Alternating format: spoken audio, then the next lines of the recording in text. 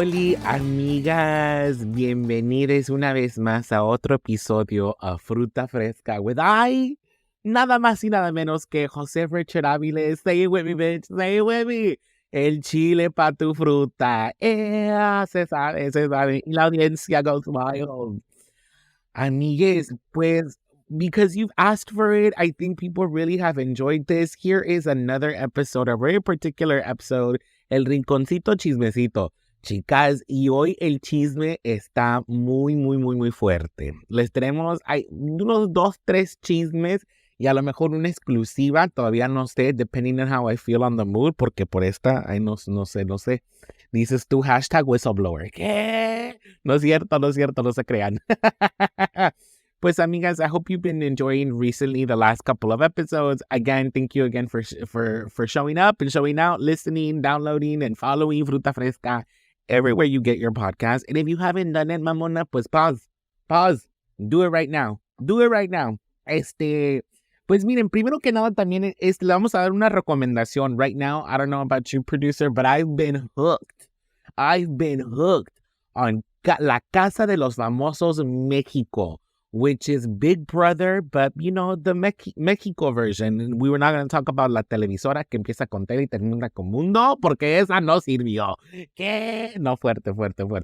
No, pero La Casa de los Famosos México está arrasando. It is something wild. Now listen, I am definitely watching it the bootleg version because you know we got them hot box cable boxes back in the day. So now we do it too. So you technically can't watch La Casa de los Famosos in the US, but a bitch tiene trucos, and we are watching it. And of course, nuestra comadre que amamos, Wendy Guevara de las Perdidas, arrasando, amiga. Ya tiene papel en novelas, dices tú. Ya le dieron un programa que se llama Resulta y Resalta. Vayan a ver los TikToks y está fuertísimo. So if you don't want to do little entertainment, follow La Casa de los Famosos and be on the whole chisme because it is fuertísimo. El primer chisme que les tenemos hoy, well, chicas, guess what? Lo prometido es deuda.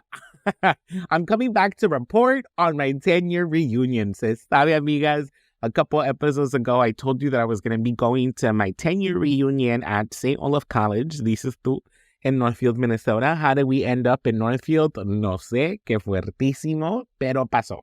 And I went to my 10-year reunion, and of course, this time around, girl, look, listen, les cuento. In undergrad, I think I was very much known, and it'd be interesting to get a producer's opinion on this part. I've always been very impulsive. Do you think I've always been impulsive? Absolutely. Well, so what ended up happening, I mean, as an undergrad, I went to school out of state, and I was known for always being the one that was like, nah, man, I can't go home this break. It's so expensive. Like, no, I'm gonna stay here. No, y todos ya dándome el pésame de que, oh, amiga, okay, cool, happy holidays. Y yo llegaba the next day, bye, bitches, I'm going to LA, porque me encontraba un viaje así, a cheap flight. So I've always been impulsive. I mean, nadie in undergrad me creía. Everyone was like, this fool is leaving back. Like, don't even listen to Richard. So for my 5-year reunion, amigas, les cuento el chisme. I wasn't gonna go, fool. I was like, nah, man, I'm cool. Aquí me quedo mi casita. My 5-year reunion, I was gonna stay in my casita.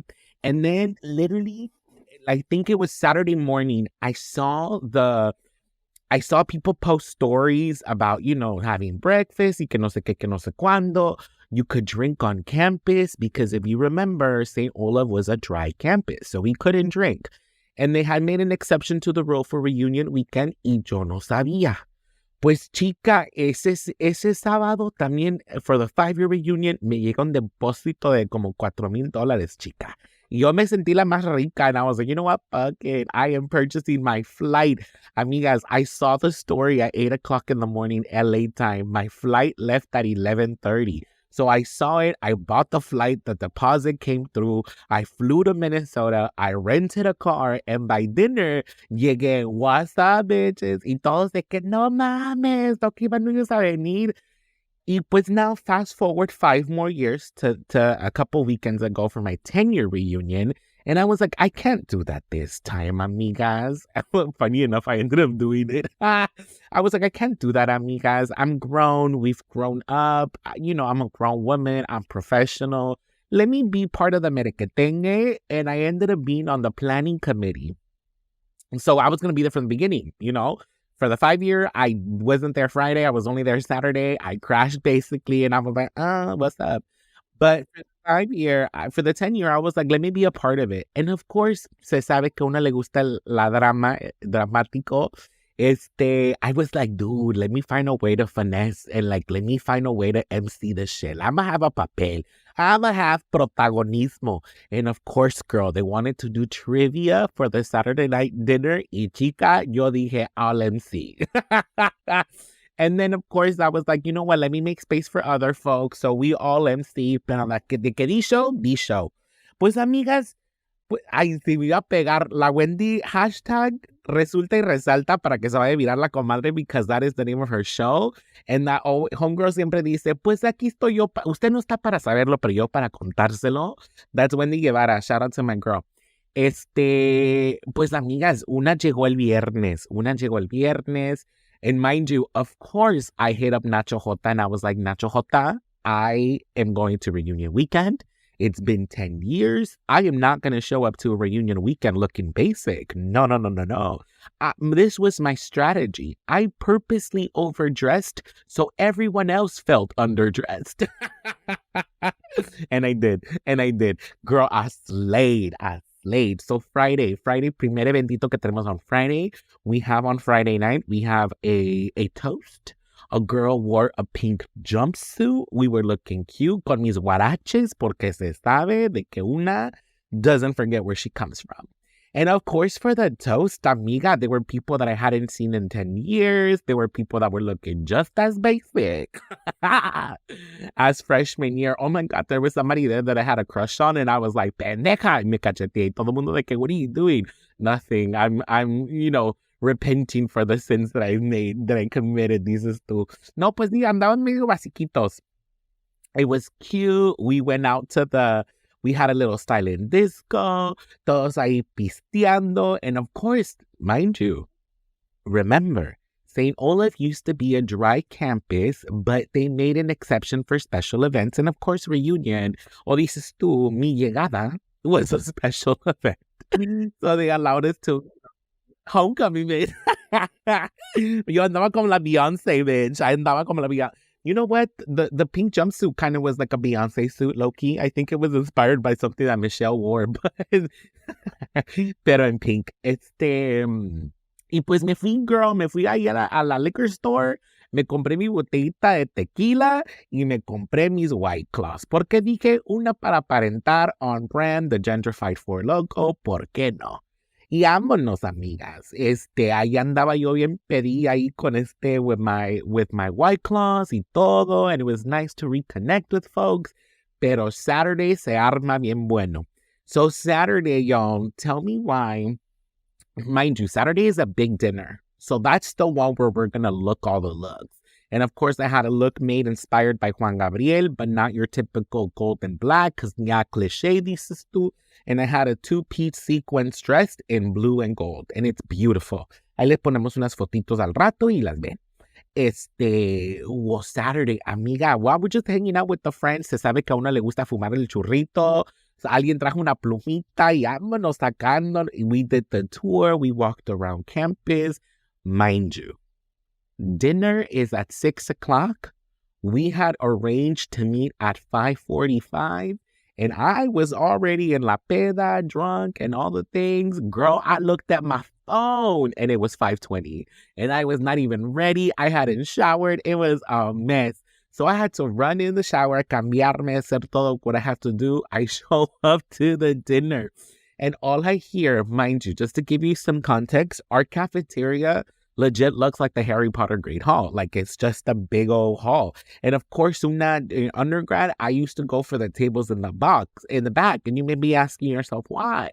Girl, that was a runway. So of course, I was like, mírame, look at me. What's up? I'm getting to the cafeteria and like the other MCs are in the back. And all I hear is, we'll get started shortly. We're just waiting for Richard.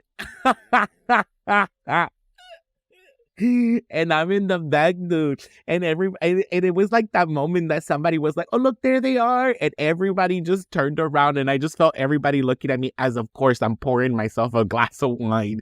Of course, bitch, en el vicio. Y dije, ay, no, pues ya me están viendo todos, todas y todes. So I was like, let me walk over there. Y yo en mamona, bitch, you en mamona, walking, hi, how's it going, everybody? Oh my God, your kid is so cute. Like, I en mamona, güey, en mamona. Qué fuerte. And of course, ya estoy entrada. I have a couple drinks in. The whole thing is a performance. I was like, okay, change of plans. Okay, we're all going to MC. I'm going to start off by giving you a couple of poems, and we're going to do the thing we're going to do. Of course, bitch, I didn't have no set, but I made myself a set. That's how annoying I am. So I started off with the poem. If folks who know my poetry, I did the gender pronouns one. Amiga, no soportaban. I ended up the poem in the reactions, girl. I had someone legit sobbing, crying. And they came up to me and was like, oh my God, girl, like I admire you. Like I always knew you were such a great person in my life, but fuck, bitch, this was something else. And I was like, damn, girl, thank you. That's a beautiful reaction. Pero les cuento, amigas. There was this one table full of white women. Yo, this shit was wild. Full of white women. And I knew a couple of them. There was no beef with any of them. There was like one that I didn't remember. Because, I mean, at some point, all the Karens looked the same. And there is this one moment. So I knew a couple of them. Again, there was no bad beef. Y yo ahí saludando, presentándome. ¿Cómo están, amigas? ¿Qué show? Pero había una. There was one girl. There was one girl that literally no me daba ni la mirada. And I was like, am I making this shit up in my head? Or is she really avoiding eye contact with me? Like, I don't need you to validate me. But damn, bitch, at least recognize that I'm in front of you. You know what I mean? And I was like, you know what? Maybe it's just me. I was standing on her right side. So I was like, let me go to the left side to say hi to the other folks and, say hi because I'm not making this shit up in my head. Am I? Girl, I kid you not. I get to the left side. ¿Y qué creen que hizo la cabrona? She turned her head, bitch. Dije, no es cierto. Quedó muy impactada with my piece about gender pronouns. And of course, after I gave him an erotica piece, I was talking about mordidas, chupetones, mamadas. They weren't ready for it. And my favorite thing in the back. In the back, there's a cast member, Nate Jacoby, that I love very much, who I had a really good relationship with in connection when I was at St. Olaf. And the homie just was like, girl, like, what? Like, who have you become? And I was like, what's up, baby? I'm talented. Así una bien arrogante, una bien mamona y todo. No. And we're talking. And my favorite part is that he was like, you know what, though? This energy, the students need it. The students need to see this type of energy. Y no sé de dónde se me salió, but I was like, you know what that's called, Nate? That's called the commencement speaker. Qué fuerte. Now myself giving me job opportunities and shit. I'm like, that's called the commencement speaker. I'll reach out and we can talk details later. So the fiesta is a whole success. Everybody loved it. We had a good time. It was great. But of course, then after, we had another little party. Now we had a silent disco. Silent discos are fun. And basically what it is that you put on a series of headphones and there's usually 2 to 3 stations that you can tune into. And each of the stations are different DJs. So you choose your own situation. It's always kind of cute to see like a bunch of people tuning into the same radio station. And then you change and like, a ver, ¿qué están escuchando? And then la rola está bien mamona. And you're like, fuck it, let me go back to where I was. So it was super, super cute. Mind you, I had finished the White Claws already. So girl, I was like, what am I going to be drinking out here? I brought out the bottle of tequila. And I bought a bottle of ginger ale and they gave us tote bags. And I was like, perfect, let me use this tote bag right quick. Girl, not me having a bottle of tequila and the ginger ale in my tote bag and then going inside and serving everybody drinks. Like, oh, you want a drink here? Let me pour your drink out of my bag, bitch. I felt like Barney. With your imagination, anything can happen in the Barney bag. And of course, we're having a good time. Y todo bien. Nos echamos la pedita and everyone's talking, catching up. All of a sudden, so of course, Saturday night, me sale somebody who just comes up to me to confess that they identify as bisexual. And they were looking at me like, girl, así, ojitos, amiga, me estaba haciendo ojitos. Y yo, ¿qué está pasando? Ay, amigas, y no me dejaba, y me agarraba la mano, y que los besitos, y yo de que no es cierto.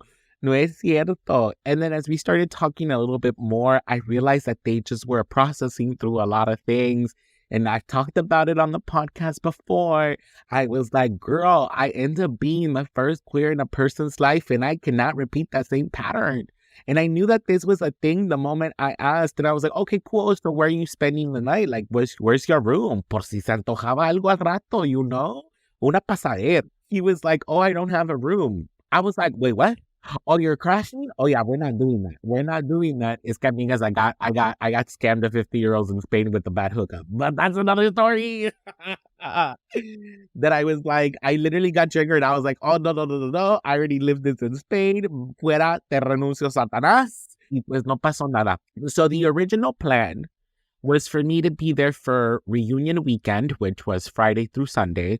And then I was going to go back to Minneapolis and be there for the entire week through Saturday. And I had a performance in LA here the next day. Ahorita les cuento ese chisme. I get there Sunday. And mind you, getting to Minnesota was a hot mess, y'all. I had a flight that went from LA to Las Vegas, Vegas to Minneapolis. My flight from LA to Las Vegas got delayed by 3 hours. If you know that flight, you know that flight is only 45 minutes. So it got delayed by 3 hours. I missed my connection in Las Vegas. And when I finally arrived to Las Vegas, right before I'm about to leave, my bad, LA, I get the notification that my flight in Las Vegas got delayed.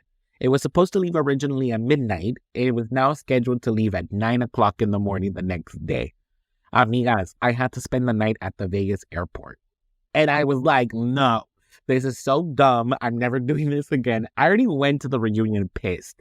And by Sunday, once everything is done, everyone is leaving. Again, I was supposed to go to Minneapolis to stay there for the week.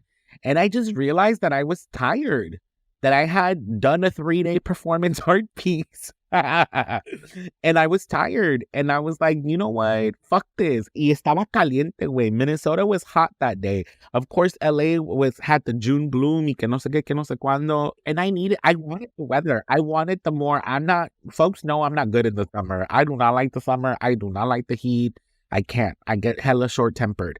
So Minnesota was already hot. It was humid. The mosquitoes were eating me. I was done with the white folks. It was like, I'm done. Amigas, I kid you not. I looked at flights and I found a direct flight that left Minnesota that evening to LA. And I was like, I am going home. The big takeaway that I'm taking from reunion weekend, I think it was a lot of fun. I had a good time. Don't get me wrong. But it was interesting that I realized that I didn't have a lot of close friends. And I had really good relationships with the people there. I mean, there was, again, no beef. I wouldn't say we're close. I don't talk to any of them really outside of school. It's been 10 years. And some people have stayed really, really good friends. I think I just realized in that moment in time, I was so young that I think it was also the first moment in my life that I had encountered a lot of privilege in general. Class privilege, race privilege, gender privilege. And coming out of what I knew to be South Central, that I don't think I knew how to process and handle it. So I don't think I ever got as vulnerable with people because I didn't want that vulnerability with folks in this particular context, right? So that was interesting. And then I think I also realized that I don't think I went into school in Minnesota knowing that I wasn't going to stay there. Like, that's not my home. And so I don't think I ever really decided to make those like deep relationships because I knew I was leaving. You know what I mean? But I think individually, the people that I ran in, really good friends that I had really good memories with, that it was nice to relive them. El otro chismecito que les tenemos is that I got to perform at LA Pride, y'all. So I had the opportunity to be part of the LA Pride Village, which was a little como, dices tú, I know, let me not call it that because then it's associating two things that no. But it was like I was going to call it a tianguis, but it wasn't a tianguis. But Queer Mercado was there. We loved Queer Mercado. A lot of the vendors from the Queer Mercado were there. There were a couple of stages. So there was entertainment, there were DJs, había peda, había baile. It was cute. It was cute. I loved it. And I got asked by a good friend, Cynthia Gonzalez, who we're going to need to have on the podcast soon, from Salvi to Lunch, to perform as part of that set on the community stage. And I had an opportunity to get up there. I performed a dance piece to El Sombrero Azul, which is a song that was made famous by Salsa Clave. But originally written by a Venezuelan composer for the people of El Salvador during the Civil War. So that's some context for that. So that song has always been very, very part of my life and a part of the way I was raised. Folks know that I am a putaco, mitad pupusa, mitad taco, pero siempre puta. And I was raised by my pupusa side more than anything. So I was raised Salvadorian, and this song is also the ending song for a very famous program called Hola El Salvador that would do recorridos of El Salvador, and it was the things that I watched with my dad because it reminded him of home, El Salvador. And so I got to know that song really well, and it reminds me of home and my upbringing because I was raised Salvadorian for sure, and I'm still Salvadorian 100%. Well, 50%. And it was very, very beautiful. And you know what? I hadn't danced in a while, y'all. I hadn't done a dance performance. I think folks know a lot more of my work has become, things of this nature, talking to you all, chismeando, comedy, dices tú, the poetry, some television appearances. But I hadn't danced in a cool minute. So it was nice to revisit that. And, it was very beautiful. There's a very particular part of the song cuando dice, y dale, salvadoreño, y la gente grita, dale. And I got the audience to do it, and they were down, and they were hella responsive. And then the thing that I sat with the most was the ending, where after I finished, ay, amigas, it wasn't the bits of crowds, but it was a loud crowd. And to just feel the roar that literally goes through the stage, the ringing in your ears, people applaud you and yell for you and just cheer you on, and the joy and whatever they were experiencing in that dance with their friends, with their family, their lovers, quien sea, con quien sea, to then have that reflected back. Oh, I almost cried. I'm not gonna lie. I almost cried. And then bitch. And then I got invited to do a poetry reading at an event. No voy a decir nombres, but one can deduce. If you want to know the chisme, do the digging on the Instagram. But I ended up getting invited to do a poetry reading. I was like, down, there's a couple new poems that I need to try out, dress rehearsal, right? Girl, I show up to a house, and I was like, a house? What am I doing at a house? I mean, I'm down, right? It's like a kickback. I'm down. What's up? Girl, it was a surprise birthday party, and I was 100% of the melanin in the room. Outside from the taco guy, dude, El Taquero and I became homies. Ay, amiga, not me showing up to this backyard house full of gentrifiers. And I was like, wait, what? What did I agree to? And again, I just wanted to try on some new poems. So I was like, fuck it, let me go get up there, do some new poems. Of course, we did the piece about shitting on a white man's face. Amigas, they were not ready for that. I did my piece about gentrification because they were all gentrifiers. I did the things that I had to do. I had a lot of good time. Qué fuerte, amigas. Ese es el segundo chismecito. El tercero, que les tenemos está fuerte. Amigas, bueno, if you haven't heard, LA City Hall is burning one more time. I know. So as reported by the LA Times and a lot of different medias, U.S. News, Estaba en el periódico en todo lugar, amigas. Todo el mundo ya sabe. Ahí unas semanitas atrás, prosecutors charge Councilmember Curren Price, who has been on the city council for 10 years, with embezzlement and perjury. Now, just a reminder to all of our listeners, he is now the third city council member charged with felonies in the recent years. ¿Y qué pasan los desgraciados? Jose Huizar and Art Ridley Thomas. Pero se acuerdan, amigas, that not too long ago, there was an audio that was leaked that caused the resignation of then President, City Council President Nuri Martinez. Que pase la desgraciada. Moral of the story is that we've now learned that City Hall is infested with desgraciados. Qué fuerte, amiga.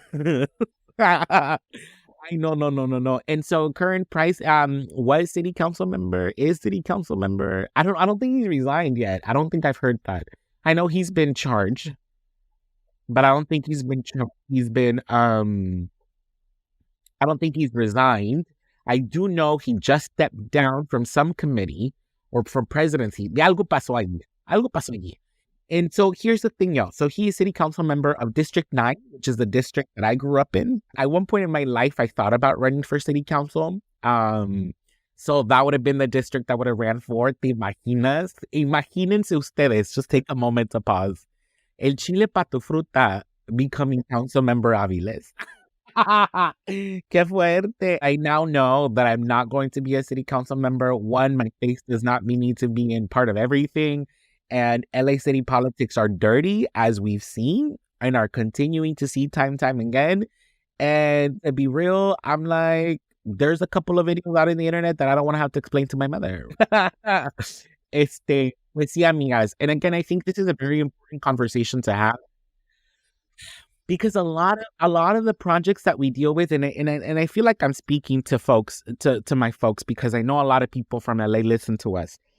A lot of the projects, and this is true also regardless of the city, but local politics are very important. Reminder, yes, aquí desmadre, jota, todo lo que quieran, pero su señora también, I'm an urban planner, and so I'm always talking or being in relationship with some government officials or some government body. And let's be very real, a lot of the projects that we normally see in our day-to-day lives are a result of city politics, right? Whether you got access to pavement, nice concrete on your streets, whether there's signage on your street, a pipe goes out, the sidewalks, the lights, affordable housing, right? Development projects. Why is there another Starbucks around the USC area? Who the fuck needs 7 Starbucks in a square mile? Like, you don't need 7 Starbucks. You don't. We need more access to healthy foods. You know what I mean? Like, all those issues are urban planning related issues, and these are the council people that are representing these issues. And yes, here is the politics and the drama of CD9. Let me tell you. The way that it's mapped out currently, there's some parts and areas, because fucking city borders, these boundaries are imaginary. So there's a couple places that I'm a little bit off, but for the most part, these are the boundaries. To the west side, it goes to Normandy, mostly runs on Vermont.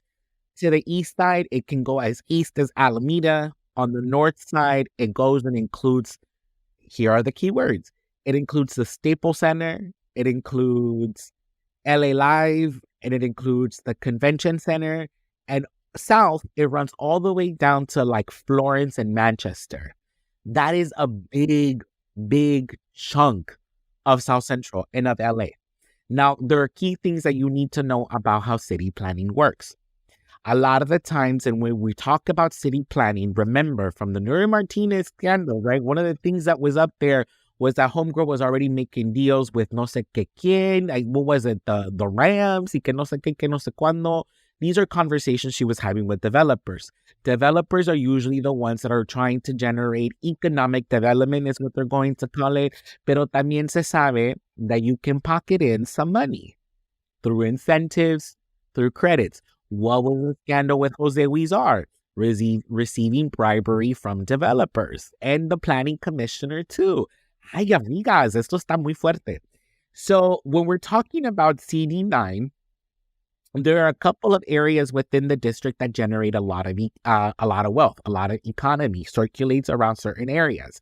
That is the convention center, the Staples Center, parentheses. I know it's called crypto.com, but on this podcast, it's called the Staples Center y la queso. ¿Mande? Wait, noticia de última hora, noticia de última hora. Crypto.com is reverting back to the Staples Center. The Staples Center, the Convention Center, and LA Live, and another little favorite place of ours, dices tú, entre comillas, obvio, USC. These are areas that generate a lot of economic development for the district. But most of the district, if you know LA, girl, you know that Normandy and Florence looks very different than Figueroa and Pico, than Figueroa and Olympic, where LA Live and all these places are. It looks very, very different. And time again, and from personal lived experience, el chisme aquí está, City Councilmember Curren Price. I've said this on the record before, and again, what's up? My name is right there. I guess people in CD9 listen to what I have to say, but this man has bent over backwards more for the university than for the constituents of CD9. I'm going to say it one more time, y más despacio. Councilmember Curren Price has bent over backwards more for the university than for the constituents of CD9. A couple of years ago, when USC opened up when USC decided to remodel the village, right? A couple of years ago, that opened up a couple of years ago. One of the conversations that was brought up in that development project, there's something called the Community Benefit Agreement. Now, community benefits agreements are usually documents. Some of them, there's still a lot of contention over the fact, are they agreement, contract, right? Because it's different. Reaching a contract is different. Now you have grounds for litigation and you could sue. It's different. No sé los detalles. Housing is not or development is not my expertise. Pero in the community benefit agreement, one of the things that was brought on the table was that that the university was going to ensure that the businesses that came in were affordable and were accessible to the community. Mind you, before the development we have now that is now known, the monstrosity that is now known the University Village, we had something called 32nd Street Market, Superior. It later became Superior. And it was affordable food, affordable prices in the middle of the hood, something that both university students and community members could benefit from. There was also a movie theater. There was a food court with a lot of mom and pops shops. There was a Jamaican jerk chicken spot. There was a donut shop. There was a laundromat. There was a Radio Shack before bankruptcy. There was a Baskin Robbins, and of course the infamous 24-hour Denny's where everyone went to study or to eat after a peda. That was the old village that we grew up with. When the village was then redeveloped and reopened, girl, the first two things that they did, like they say they wouldn't do, was to bring big chains. And the first two things that opened at the village were Trader Joe's and Target. Now, I'm not saying necessarily, and you can have your own views about Target. The conversation is not about Target or Trader Joe's. The conversation is about not complying with the promises, the agreements you told community. In a way in which government would work for the community, who do you think is advocating for community members? You could say you would go to your city council's office. You would talk to your council member. You would talk to your elected official. The guy processes y meetings y que oficinas y que no sé qué, que no sé cuándo. But time and time again, Curren Price never listened to community members. It was always the university. Porque a quién le convenía, amiga? A quién le conviene to have these stores to be benefiting and circulating economy within your district? It's what you use for re-election. Those are the grounds that you use for re-election. More jobs. Amigas, the more jobs does not equate to quality life, quality cost of living. In this inflation, we all know I'm about to go on a sabbatical. Qué fuerte, amigas. Maybe les doy el chismecito, and it'll be only exclusive for the listeners, and only you will know what I'm up to.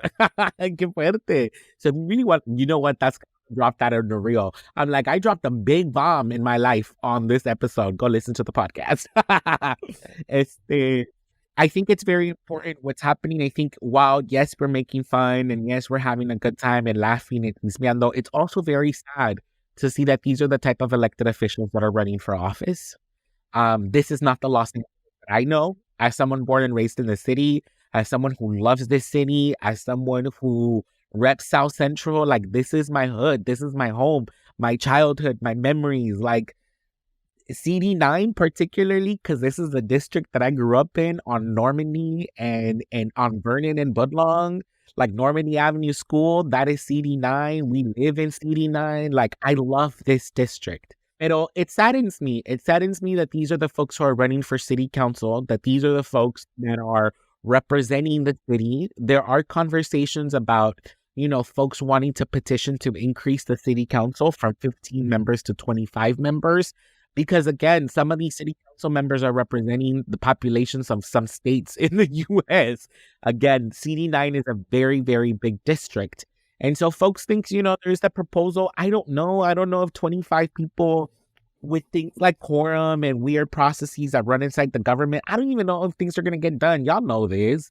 There's always some red tape. So I don't even know if that's the solution. We need folks who care about the city, not about folks who are moving into the city. Listen, I now know that I'm not going to run for city council, but I think holding a city council member accountable is my job. That's my job. Qué fuerte todo. Pero me despido una vez más. This was El Rinconcito Chismecito, just a cute little episode that we want to do in between some of our great guests that are coming through. Just to talk shit and cotorrear and let you know a little bit about the chismes that are happening in my life, in the city. Pues nos vemos. Bye.